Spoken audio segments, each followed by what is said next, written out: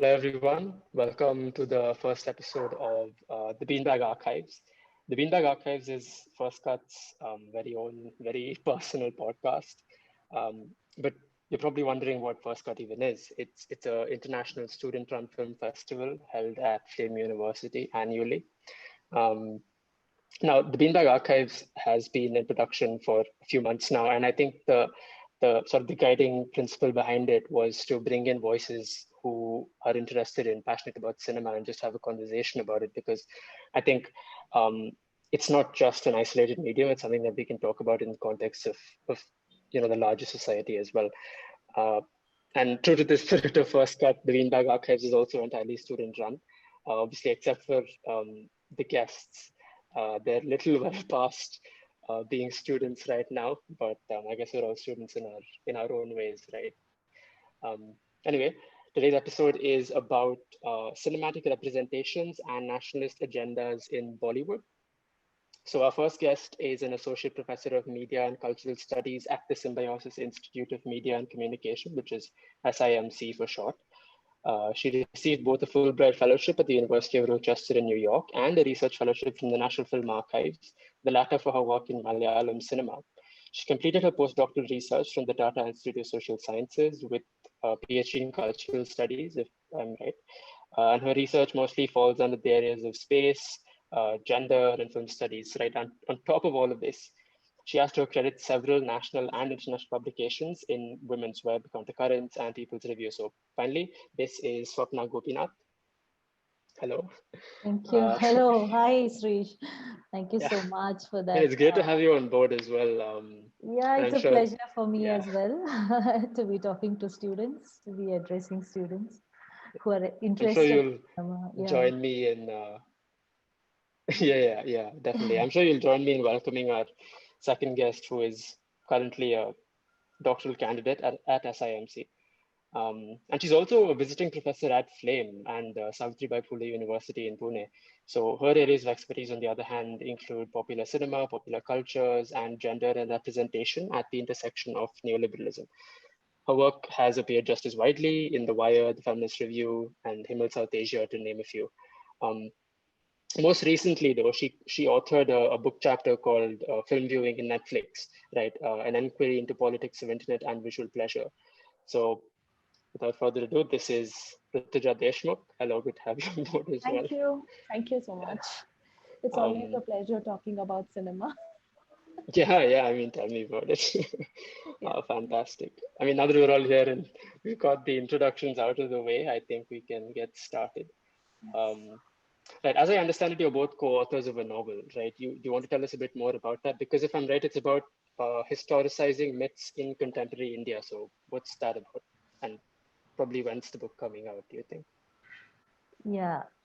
So this is a work that we both sort of sorted it out, and it's a book on historicizing myths in contemporary Bollywood cinema.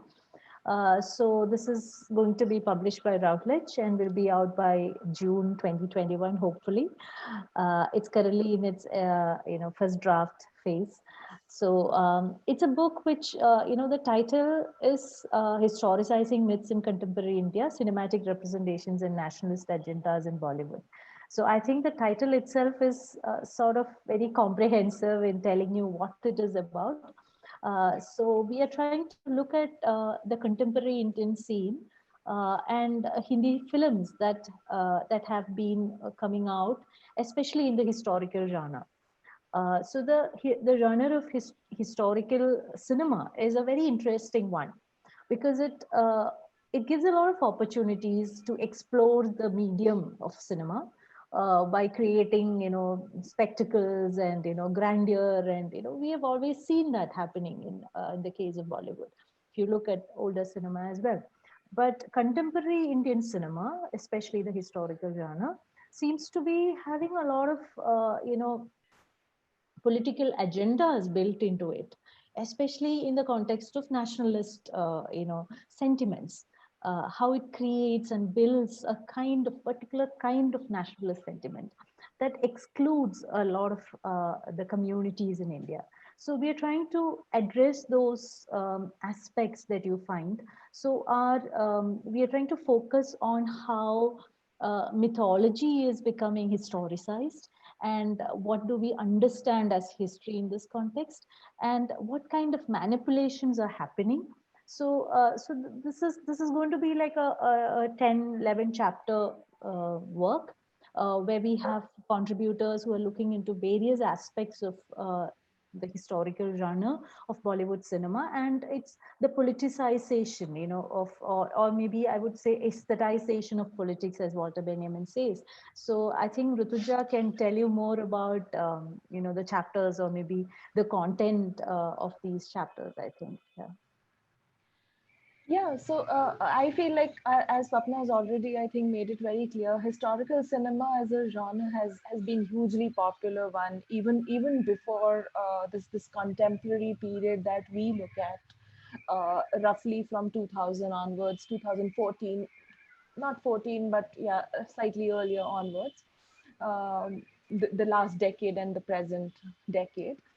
uh, it has been a hugely popular one even before that, in in Hollywood, every other part of the world, with the possibilities of creating a grandeur in that sense, and often recreating a glorious past, validating and celebrating claims of national history, in that sense, very monolithic national history. So this genre is not new, but what happens with like cinematic historicals sort of represent or follow a certain political patterns. They also have certain market compulsions, uh, giving sort of precedence to a certain past over the other, or creating a narrative suited for sort of a dominant narrative of the present. So Yeah.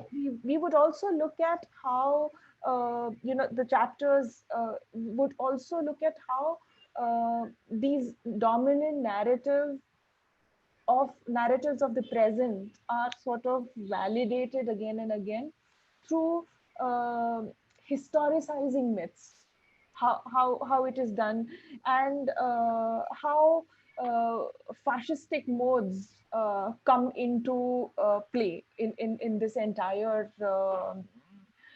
in this entire newfound interest in historical genre. Especially Bollywood has witnessed sort of an unprecedented interest in this genre, especially in the last decade. um, the political dimensions of films have been discussed across country, filmic representations of history, etc. But what we would be interested in is probably looking at this genre through specific agendas, as in how is medieval represented on Indian screen. Because it's noteworthy that most of these historical represent the medieval history. The which brings us to a very contested, in present scenario anyways, a very contested period, any historian would tell you. So Yeah. this is what we are trying to do.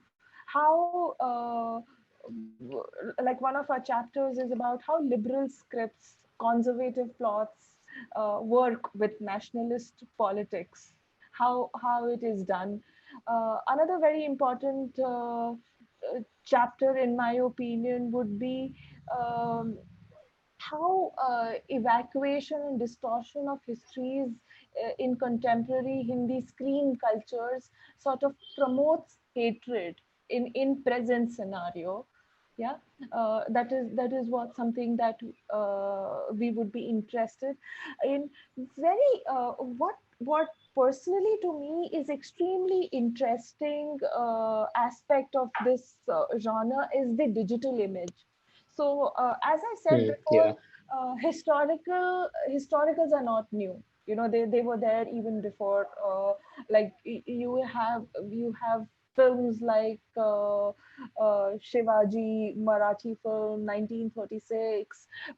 It's all about valor. It's again about glorious past. What happens in today's context when you think in terms of digital image, and how through digital image the retexturing of the past happens is something that to me is very interesting. For example, right now I can think of floods in Mohenjo-daro, the digitally created image. If any one of you've seen the film, it's an Ashutosh Govarikar directed film on Indus Valley civilization. And what happens when these images are digitally created? What kind of retexturing of past takes place is something that we are interested in. Yes. Yeah. I mean, it sounds really good and it's very relevant as well because I'm speaking specifically of your example of Mohenjo-daro. I mean, that film is notorious for being accurate in some spaces and inaccurate in other spaces. So I think we also need to ask how much accuracy is required. And I mean, that's specifically because it's history, right? There's no escaping it. Right. I mean, I've often Right. asked myself why I study history, and that's exactly why, because it Right. shapes what comes after. So just Yes. to lay out some context for those listening, you mentioned in your brief also that you sent me a while ago, of the ideas that you'd like to discuss. Something that Right. really stood out to me was the description of what cinema derives from. Right. If I may, I'm just going to paraphrase. Cinema derives its images from a variety of histories in the form of folklore, collective memories, documented hagiographies, academic accounts, and documents. To me, what stands out is the inclusion of this collective memories sort of description, right? Because I find it fascinating how an idea of collective unconscious or a repository of sorts of information presents itself in so many disciplines. We see it in psychology, philosophy, film. So how would the both of you place it in the context of what you're studying? Feel free to talk about all of these things, but I mean, collective memory is what stood out to me personally. Yeah. Swapna, would you go Yeah, first? yeah. So I believe that being part of culture, culture itself is all of those things, I would say. All those things that you mentioned right now, all what we had mentioned in our brief, is what constitutes culture. And when you talk about the kind of exclusionary politics that happens most of the time, it is part of something that we have carried with us. Like when it comes to caste politics and everything, it's so ingrained in the Indian psyche. So I think that's one of the best examples that I can put forth, and cinema very easily carries it forward. Those kind of exclusions that we see, or gender for that matter, right? Those are all memories. Those are all part of our collective history, I would say. Those things that become part of our history. Those things. Something like dowry, for example, during the process of a marriage, it is legally banned in India, and still you would see references to dowry in cinema. You do see a lot of references to dowry in television programs, maybe in serials, in cinema, and even when it is a legally banned, thing. So that is something that captures the collective uh, identity of this nation. So I feel that these are all things which are constantly there in any art form, any cultural product that we have, will naturally carry with it all these things that we have accumulated as an Indian. As That's how we talk about the national identity as well, I think. Yeah. Yeah, Ritisha, would you like to? Yeah, also, I mean, now that you talk of dowry, I mean, see, it's banned, and we all know that, and we find references. It's also, how do we see these references? Are these I mean, if dowry is part of narrative of a film, is it looked at critically, or is it valorized? That remains a question. And in current like current crop of films, historicals, what you see is valorization of these archaic, cruel, almost, yeah, amounting to cruelty, sort of customs being valorized. For example, if you see the self-immolation in Padmavat, yeah, the concept of sati. Again, here I would bring back sort of the digital image back into our discussion, that how this is the fire, the digitally created fire, and you see a certain uniformity in the entire scene. I mean, those of you who have seen Padmavat, I'm sorry if I could, it's very difficult to talk about films without reference points, but it's if you've seen that particular scene and it's available on YouTube, you don't have to torture yourself through the entire film. You can go and check that particular scene. There's a certain sort of uniformity happening there, like all women dressed in certain hues of uh, red and pink, and with certain sort of background music, which is disturbingly extremely soothing. Yeah, so what are you trying to achieve with this, what Susan Sontag would say, the aesthetic of fascism? This is what exactly is that aesthetic of fascism, which is making something as cruel, as gruesome, look absolutely serene, as if, I always ask this question, that these women seem so excited jumping into the fire as if they're going for some spa treatment. It's Yeah. it's so and it is so disturbing. Yeah, I think I would like to add on to what you said just now. And I had mentioned right in the beginning about Walter Benjamin, talking about this particular aspect where he speaks about the aestheticization of politics, which is happening in these films, and how you can counter it in, as you mentioned earlier, about how you can change it in such a way that you're politicizing art.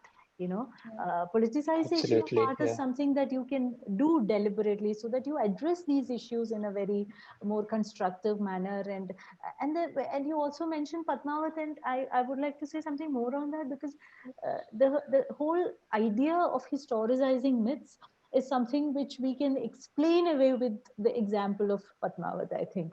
Yeah.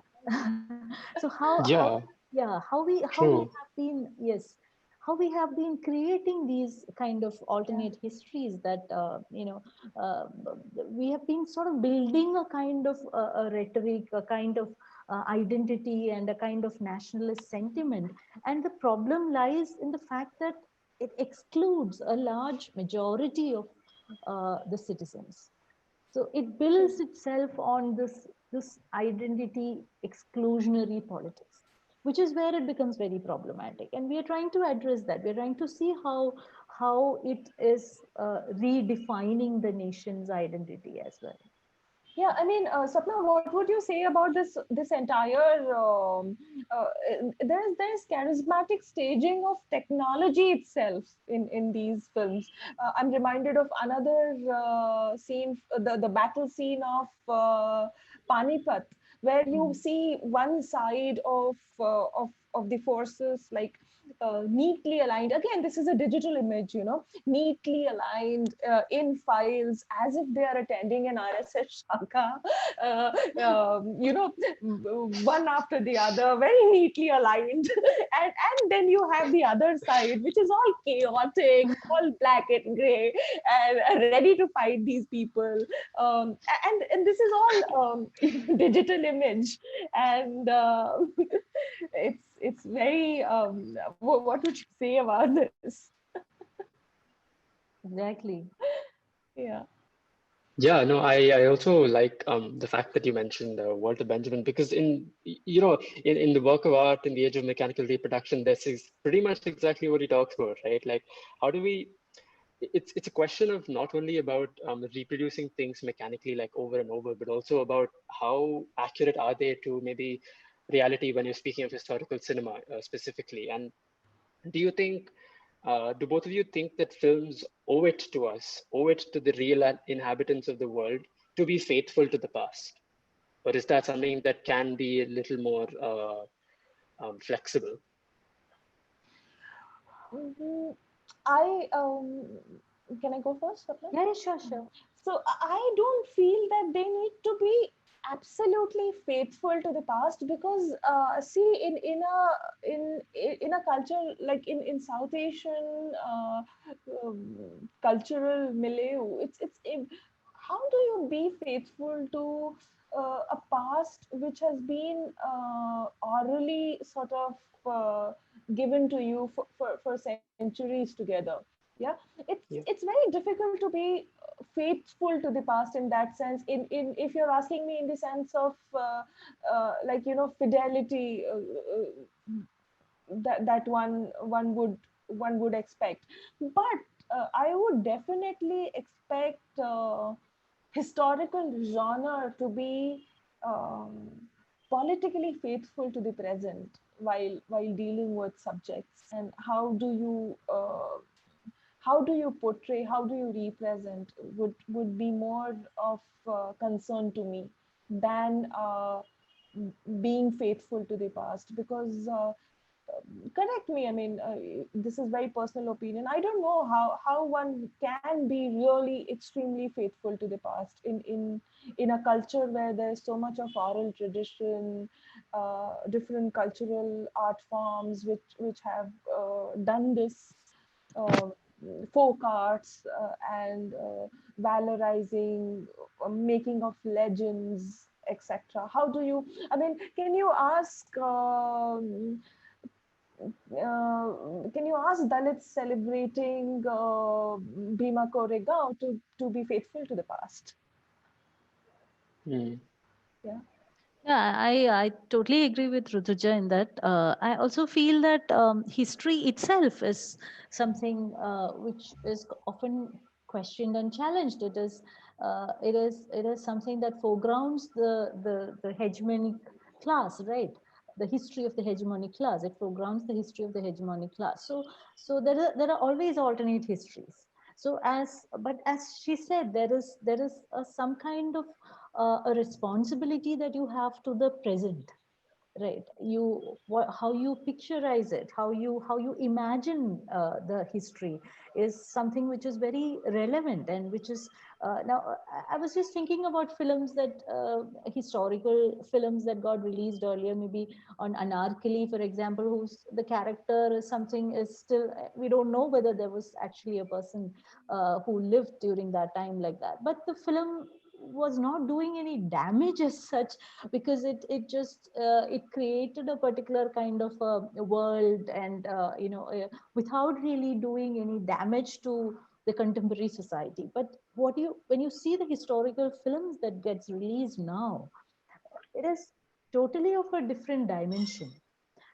So there is a very deliberate attempt to exclude a lot of communities, very deliberate attempt to create and valorize, as Rutuja was saying earlier, to valorize a certain kind of identity. And, the very notion of a nation is being built around it, which is very problematic, I would say, because the concept of nation itself is something which happened so much later. But here we have these historical films which talk about Bharat, and which is so absolutely wrong Yeah. to portray something like that.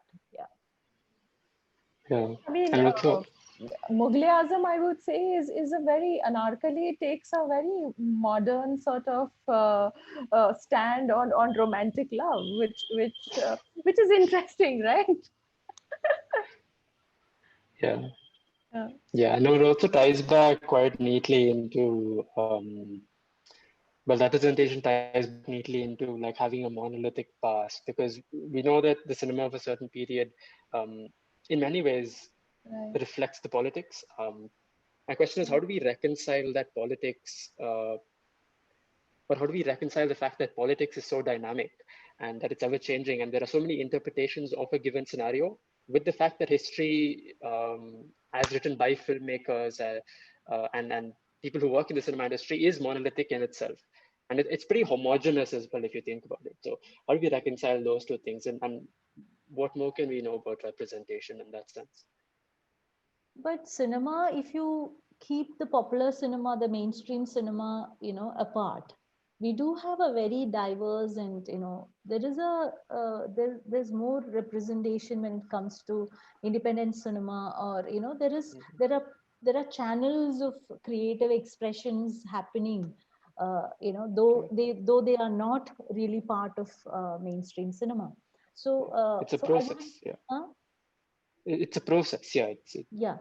yeah. So I think that there is a lot of space there that creative minded artists can certainly explore. And so I wouldn't say that maybe for Bollywood, when you look at Bollywood, as you said, it is right that there is a kind of it is a kind of a monolithic structure that is built around the industry. And but at the same time, we have seen films that have sort of traversed beyond those limits and sort of try to understand. I would say that what is most required is filmmakers having a more sense of a social responsibility, being more aware of the kind of things that they are doing and the kind of impact that the films can have. Being more responsible is what I have always felt. And when I teach my students film theory, I always tell them, be responsible filmmakers. So knowing theory helps you to become more responsible about what they are churning out, what they are doing with their work, the creativity that they have, how do you channelize it. So I feel that that's a very huge responsibility, and it's up to the filmmaker to do that. And now if you look at films maybe 20 years back, the kind of reach that it had was minimal compared to how cinema reaches us now.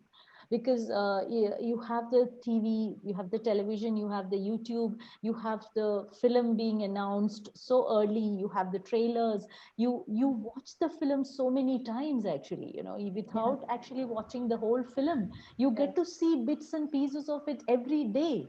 And this is a huge influence. The influence that it has on the people is so multi-dimensional, I would say. So the scenes that you have, it was not like that maybe 20 years back, or maybe before television became such a vast presence. Since the 1990s, with all the multiple channels, cinema was not such a all pervasive presence in the lives of people. So I think it becomes very pertinent that every filmmaker understands that as well, how political a film is, because it intrudes into our personal spaces, into our mobile phones, into our houses.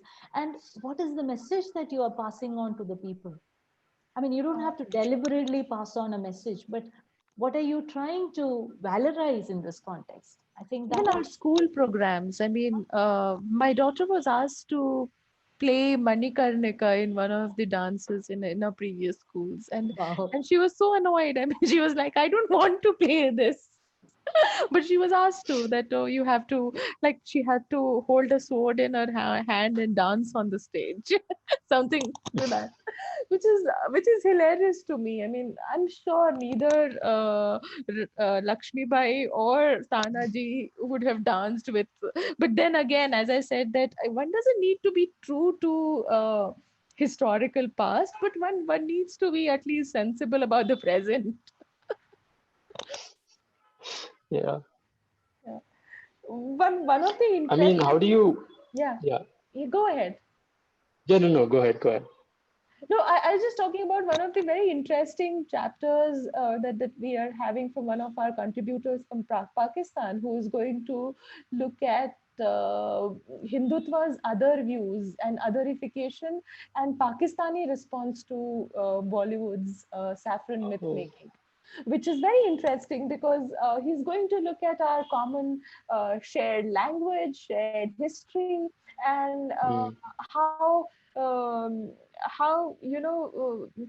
by the way, this genre is hugely popular, whatever he tells us, in Pakistan, the historical genre. The contemporary films historicals are hated for its blatant Islamophobia, but even then they're watched, like what Swapna was talking about, how film penetrates our daily life in today's times. Like, we watch films so many times before actually watching it. It is this popularity. I mean, people there want to watch these films precisely for the aesthetics, for the kind of costumes, for the kind of sets that are created, the digital image, the scenes of war, the scenes of self-immolation, which become such aesthetic experiences in that sense. Yeah. I'm also reminded of the affective content, Yeah. especially with regards to nationalism and national sentiments and things like that.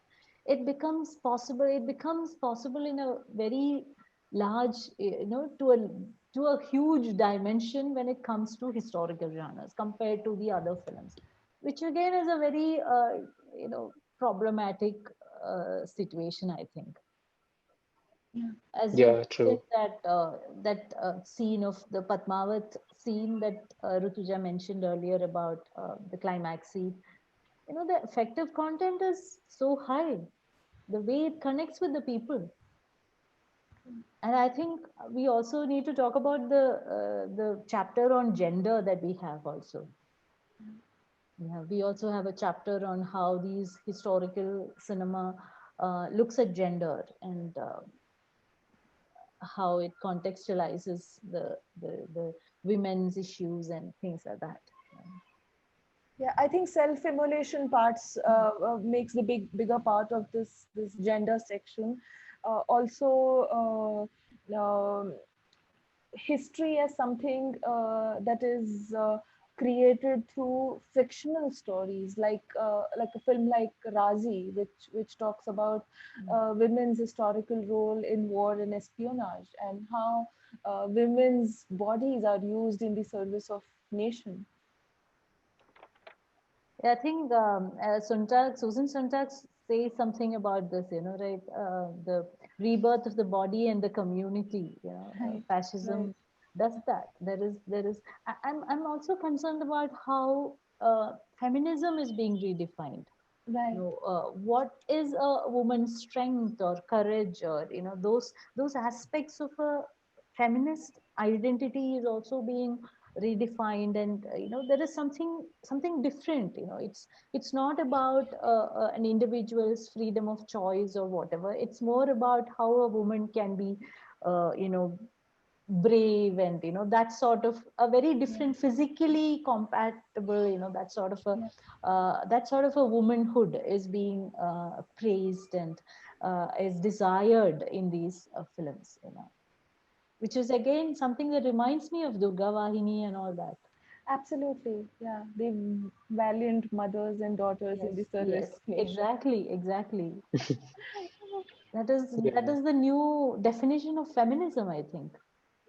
Yeah, I mean, and we see this on the streets as well. I mean, come Ganesh festival and all these, you see so many women riding bikes and or with their, the headgear and everything in place. And we are told this is feminism. I don't even know how to react. Uh, Women's power. yeah, women's power. Yeah, I mean, attitudes are constantly changing, right? Like moral attitudes or Yeah. cultural attitudes, all of that stuff is constantly changing. And So I on think often the personal level, it subtleties in might the, be yeah, empowering, for a woman to ride a bike and sit on personal level. I understand that there's some sort of emancipation there. Definitely, I mean that you get to ride a bike, you sit on that, which usually you don't see women doing, and but is it empowerment is something that we need to ask constantly, because this is the only picture of feminism that is being allowed to propagated. like What? structurally, you mean? Yes, yeah. What would you say Yeah. to this, Swapna? Yeah, I totally agree with you. That's the reason why I wanted to mention gender here. Yeah, Actually, is we have been seeing the films that look at the question of gender and they kind of celebrate this kind of womanhood. yeah, All of these films celebrate this kind of womanhood, where a woman is expected to be physically very um, you know. Ready for a battle, that sort of a yeah, thing. And, yeah, and also being disciplined, and her identity being defined through familial relationships, which is a very, very problematic thing for me. So we are trying to, this new kind of nationalist agenda is trying to set new roles and goals for women as well, which is something that we are trying to address in this book. I think we have 2 chapters on gender, I think. Yeah? Yes, yes. Yeah, 2 chapters on gender. And we are trying to look at that aspect as well. Yeah, the exactly like you said, the subtleties and the nuances get lost in the larger picture often, or like in a conflict between yes and no and black and white, and it's not always like that. There's some, I'm sure there's more than a tinge of gray in there as well. So, um, I think we're sort of inching towards the end now. So I just have maybe 1 or 2 questions for you. How do you both think of, like you mentioned, filmic representations of reality? And I mean, you've spoken about this a little bit in earlier, but I mean, specifically in the context of uh, violent reactions triggered by Bollywood films, and those have happened multiple times in the past. So how do we sort of think about that? This has happened with almost all these films that we are talking about. The historical genre films have all sort of triggered these kind of violent reactions. And as I was telling you earlier, the effective content in these films are, it's a very easy thing to do, to for people to get violent. And the interesting factor is that most of these violent reactions began before the films got released. So as I was telling you earlier, these films come into our lives much before they actually become, films released to be viewed. It is there in our lives. It is there in the news channels, and these kind of, because it is so closely connected to the nationalist sentiment. So this is where the problem lies. We have sort of created some kind of a relationship. For example, a film like Dangal, I was just thinking about it recently. Dangal was a film which got released, and that time we had to, stand up for the national anthem. In the And middle of the film. yeah, no, I was saying Yeah. it was, you had to stand up. It was mandatory to Yes. stand up at the beginning. You Yeah. had to have the national anthem in the beginning. You had to stand up. And Dangal had a scene where there was where there was national anthem being played in between, and people had to stand up because it became a big issue. When people did not stand up, it created a lot of commotion, and people responded violently to those who were sitting while the national anthem was being played. So I'm thinking of how this is so connected, as we were talking earlier about how cinema becomes such a pervasive presence in the lives of our people as a cultural product. And this is just another example of how it happens. So all those violent reactions that we have been seeing is again part of this nationalist agenda, is how I see it. And it is a signifier of how fascism is, rooting itself in our country. Also self-censorship, as in Padmavat, finally Mr. Bansali has had to give in and cover up Deepika Padukone's midriff, because because Rajputs thought, I mean, a certain community thought that, this is against, I mean, and if you look at very interestingly, if you see all the like Mughal painting representations of all the women, I see, interestingly, all of them are showing off their midriffs, by the way, which is yeah. And it became, I mean, at one level it is so comic, because something as irrelevant can become so big, uh, that it almost comically blurs lines between the present realities and perceptions and imaginative past that we are creating and concretizing as the only fact, the only Reality. hegemonic history, the only narrative that is available to us. So much so that a crowd, I think, attacked a children's school bus, right? I remember Oh, wow. some incident like that in Delhi over banning of Padmavati, and then it was renamed as Padmavat. And now in current scenario, when you make when you do historical representations, you see quite a lot of this sort of self censorship which is taking place, where filmmakers are extremely careful about showing what would appeal to to right wing. I mean, let me be very blatant here. I think it's Yeah, also yeah. a I mean, question of not having any dialogue, Yeah. There is no space for dialogues here. Monologue is the only form of communication. So yeah, so there is no reasoning, there is no dialogue, there is no communication that actually happens.